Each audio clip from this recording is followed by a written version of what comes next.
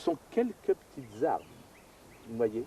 On pourrait aussi ajouter la réaccentuation, qui est l'arme cruciale. Ça aussi, c'est Mme Simone qui nous en parlait. Réaccentuation, voulant dire, je vous donner un exemple, mais ayant plusieurs possibilités, la réaccentuation, avant tout, c'est de ne pas faire de faute de français par la profération des mots. Je prends toujours le même exemple parce qu'il est évident. Bon. Maître Corbeau sur un arbre perché, on n'a jamais entendu que ça. Analysez la chose. Maître Corbeau sur un arbre perché, l'arbre il n'est pas perché. Si vous dites sur un arbre perché, qu'est-ce que c'est que cet arbre perché? Perché devient l'adjectif tout simplement. Le qualificatif, non. Réaccentuation pour ne pas faire cette faute, mais minime, je vais vous la souligner un petit peu, mais minime. Maître Corbeau sur un arbre, perché, tenait. Voilà, c'est tout. Et entre deux comédiens aussi justes, aussi intelligents, bon, il y en a un qui n'est qu'acteur, parce qu'il ne réaccentue pas, et celui qui, sans que vous l'analysiez, vous fait dire « Ah, que c'est bien », c'est parce qu'il a réaccentué. Ça équivaut presque au toucher du pianiste, ça équivaut à la grâce des bras et du mouvement qui continue au-delà des doigts de la danseuse, la réaccentuation. Et vous voyez là, en même temps, je grossis les exemples. Après, on ne fait plus attention. Si je vous disais une fable là, ça vous paraîtrait ce qu'il faut. Banal, tout simple, quotidien, familier. Bon, j'exagère un petit peu le travail. C'est pas Maître Corbeau sur un arbre perché. Bon, c'est même pas Maître Corbeau sur un arbre perché. C'est, il y avait Maître Corbeau, vous entendez la préfinale, la note, en fonction de ce que je veux raconter. La base, c'est, et ça, il ne faut jamais l'oublier, vous voyez, comme la technique est indissociable de la situation. Méfie-toi des flatteurs, voilà ma note viscérale. Ne fais pas comme Maître Corbeau, qui est sur un arbre, perché, et qui tenait. Maître Corbeau, préfinale, qui est sur un arbre, préfinale, perché, préfinale, tenait. Et on va au bout comme ça. Et si je vous le dis tout à fait normalement, parce que j'ai l'habitude, parce que tout ça est gravé là, je vous dis, fais attention aux flatteurs, fais pas comme Maître Corbeau sur un arbre perché, tenait dans son bec un fromage, Maître Renard par l'odeur alléchée. Je viens de faire 5 accentuations. Et non pas Maître Renard par l'odeur alléchée. Qu'est-ce que c'est que de l'odeur alléchée, hein? Alors la réaccentuation, excuse-moi, je reviens à toi ma chérie, joue d'abord pour ça, pour la bonne compréhension, pour éviter les fautes de français, surtout dans ce langage classique qui jusqu'au début du 19e siècle, surtout au 17e, est écrit presque uniquement en interversion. Et oui, je viens du ciel réclamer la clémence. Bon, ben, si vous disiez je viens du ciel, non, il ne vient pas du ciel. Bon, donc tout le temps, il faut pouvoir dire je viens réclamer la clémence du ciel. Ben, ça, cette petite faute grossière à laquelle personne ne fait plus attention, vous pensez on en parle par petit-déj, bon alors on arrive là, mais c'est notre devoir, puisque je viens du ciel demander de la clémence, et une chose qui se comprend bien, comme ça, s'éprouve mieux. Et puis, qu'est-ce que tu voulais me dire? Oui.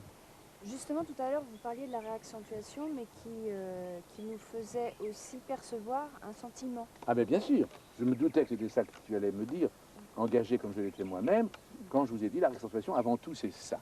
Bon, c'est très important déjà de faire comprendre par le mouvement, le dessin des mots. Et puis il y a la couleur qui se rapproche de l'interprétation. Le dessin, c'est l'exécutant. Puis après on met la couleur et c'est le grand interprète. On ajoute le relief, la perspective, etc. Et alors là, les exemples sont plus difficiles. Oh, on en avait parlé, je ne sais pas si tout à l'heure ou hier. Par exemple, oui, c'est un des meilleurs. Le début de Perrette et le pot au lait.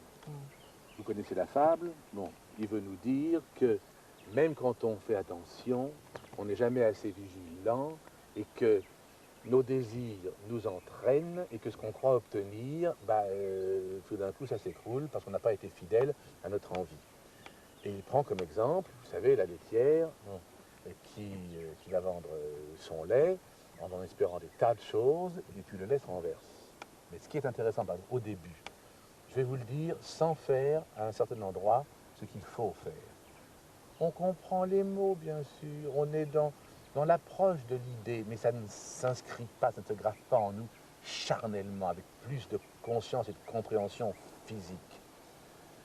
Il y a donc Perrette, sur sa tête, ayant un pot au lait bien posé sur un coussinet, prétendait arriver, déjà là, on va voir après, prétendait arriver sans encombre à la ville, légère et court-vêtue, et la bête à grands pas, ayant mis ce jour-là pour être plus agile, cotillon simple et souliers plats, notre laitière, ainsi troussée, comptait déjà dans sa pensée.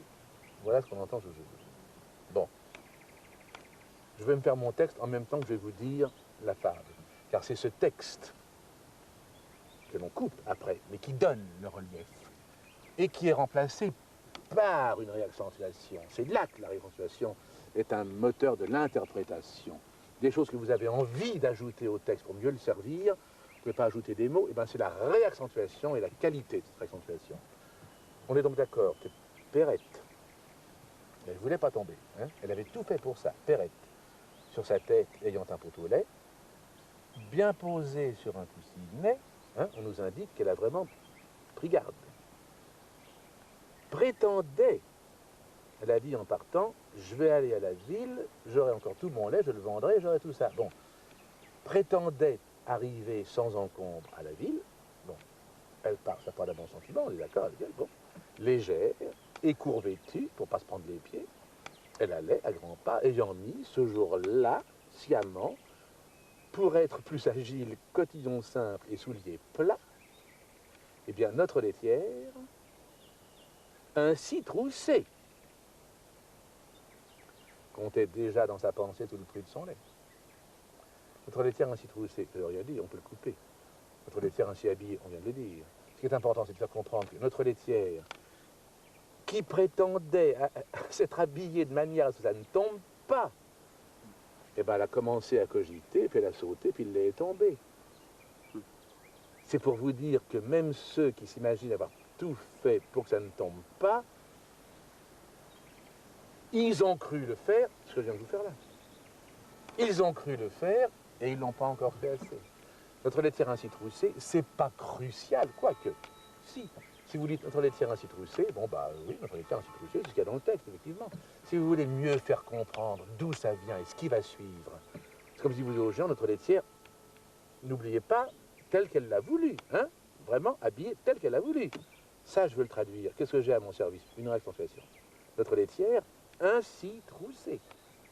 Appuyée sur ma pensée, bien sûr, et mon expression de visage. Si je veux vous faire comprendre, je ferai... Bon.